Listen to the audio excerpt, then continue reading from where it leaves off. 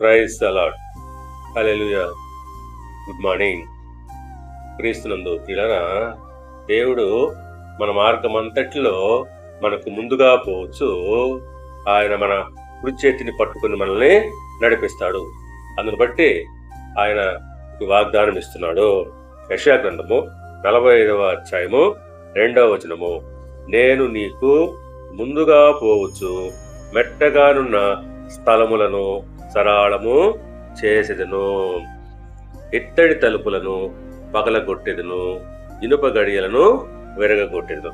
అవును పిల్లరా, దేవుడు మనకు ముందుగా పిలుచున్నట్లయితే మెట్టగా ఉన్న స్థలము అనగా ఏదైతే మనకు ఆటంకంగా ఉన్నటువంటి పరిస్థితి అయితే ఉందో దాన్ని ఆయన సరళం చేస్తాడు. అలాగే ఇత్తడి తలుపు అనగా కఠినమైనటువంటి పరిస్థితులు ఉన్నప్పుడు వాటిని ఆయన విరగొట్టి మనకు ప్రవేశం కల్పిస్తాడు. కనుక పిల్లల, దేవుడు మనకు తోడుగా ఉన్నప్పుడు మనము భయపడాల్సిన అవసరం లేదు.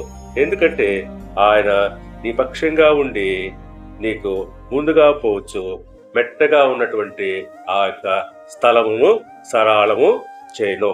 దేవుడు మిమ్మల్ని దీవించి ఆశీర్వదించి వర్ధిల్ల చేయను గాక. ఆమేన్.